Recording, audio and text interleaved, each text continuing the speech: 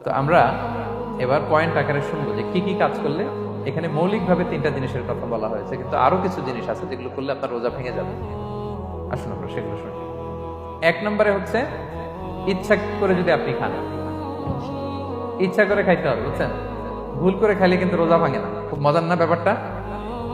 অনেক সময় এমন হয়, অনেকের অভ্যাস যে সকালবেলা সে ঘুম থেকে উঠে পানি খায়। তো আপনি হঠাৎ করে এক গ্লাস পানি খেয়ে ফেলছেন, খাওয়ার পরে মনে হয়েছে ওরে আমি তো রোজা, এখন কি হবে বলেন তো? ভাঙবে না, ভাঙবে না, ভাঙে নাই। শুধু এক গ্লাস পানি না, ভুলে যদি এক প্লেট ভাতও খেয়ে ফেলেন, ভুলে, রোজা ভাঙবে না। তো রোজা অবস্থায় এত বড় ভুল অবশ্য কেউ করে না, কি বলেন? পানির এটা হয়ে যায়, তাও প্রথম 1 2 3 রোজায় হয় না? প্রথম 1 দিন 2 দিন 3 দিনে অনেক সময় এরকম হয় যে ভুল করে পানি খেয়ে ফেলে। তো ভুল করে যদি কেউ খায় তার রোজা ভাঙে না, অথবা জোর করে যদি কাউকে খাওয়ানো হয় রোজা ভাঙে না।